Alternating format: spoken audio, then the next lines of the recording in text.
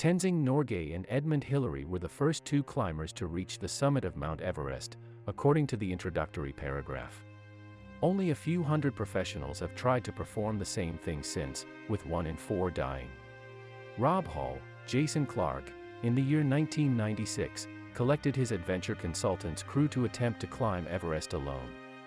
Rob meets with his group, which consists of co-guide Andy, Harold Harris, Martin Henderson, climber Beck Weathers, Josh Brolin, Doug Hansen, John Hawkes, Yasuko Namba, Naoko Mori, and veteran climber Beck Weathers, John Hawkes.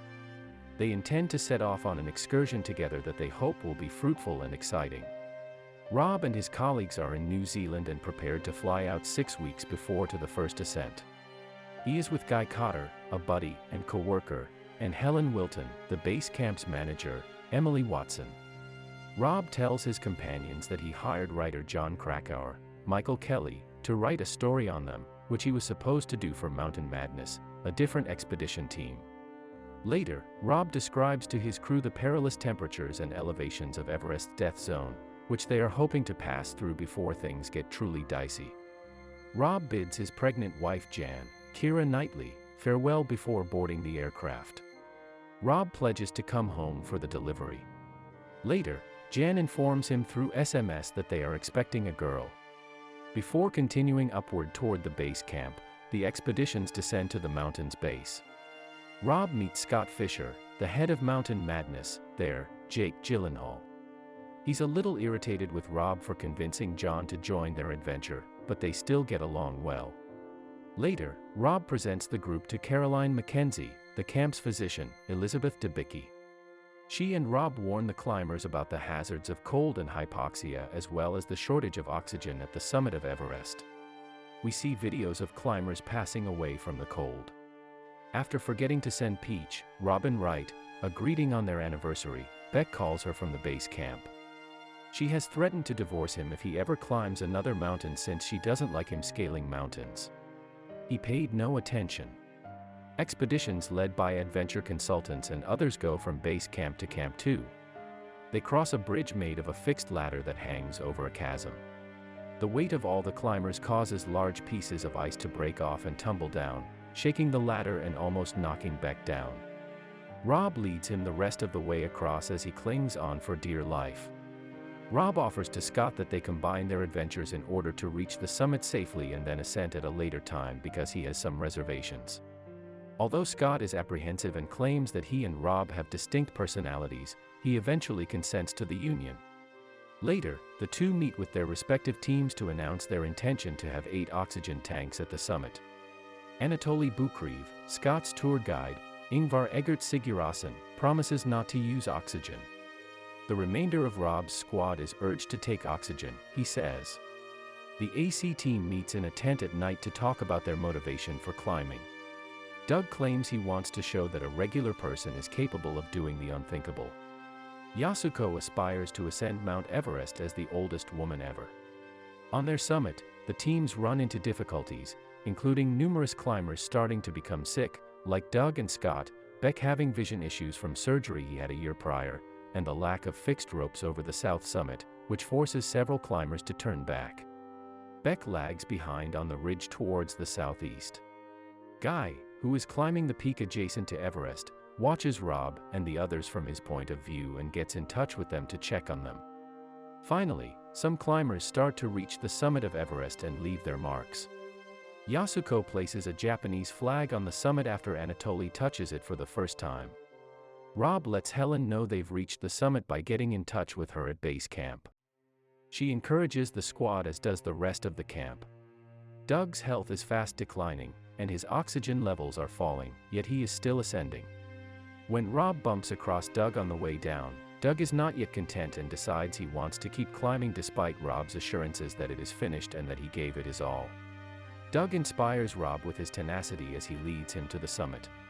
When a massive snowfall begins to approach Everest, it will be difficult for the climbers who are descending.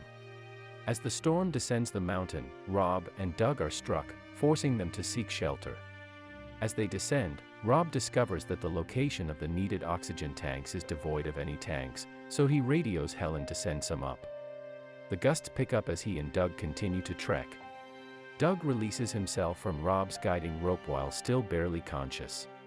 He loses balance and falls to his death due to the wind's force and the dizziness. As Scott begins to experience hypothermia and Beck's vision deteriorates, they are forced to separate from their respective groups. In order to receive assistance, the other climbers leave Beck and Yasuko behind. When Andy approaches Rob, he is informed by him that Doug has left. When it is okay to proceed, Rob and Andy wait on the side of the mountain. Unfortunately, Andy starts to experience hypoxia and mistakenly thinks he is hot, which causes him to take off his clothing and die. Guy has joined the camp, so Guy is sitting in the tent with Caroline, and Helen phones Rob to tell him to keep going down. Everyone in the tent breaks down in tears as he informs her that his hands and feet are frozen in addition to the deaths of Doug and Andy. By placing the phone next to the walkie-talkie, Helen calls Jan and convinces her to speak with Rob. Reminding her husband that he needs to return for the birth of their child, Jan urges him to descend safely. Helen informs Rob that due to the appalling circumstances, nobody is going to deliver him the oxygen tanks. Even while he strives to go forward on his own, he is aware that his condition prevents him from doing so. He trips and makes another call to Helen. She gives Jan another call so they can talk one final time.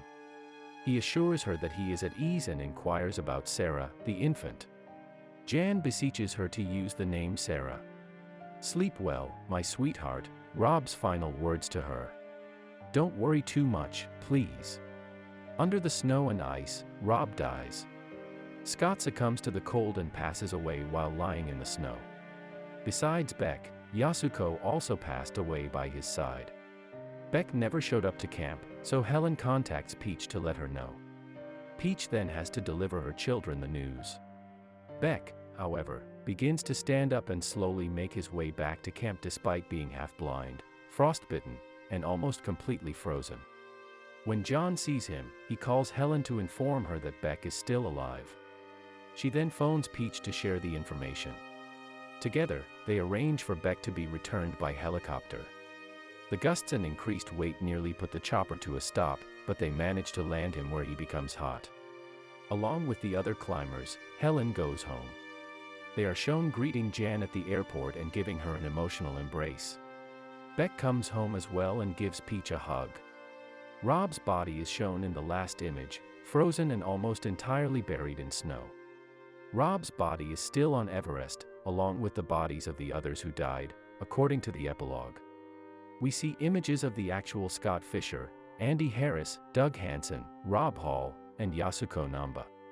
Frostbite caused Beck Weathers to lose both of his hands and his nose. Sarah, a daughter who was born to Jan Arnold, was named. The genuine Sarah Arnold Hall is then briefly depicted in a video.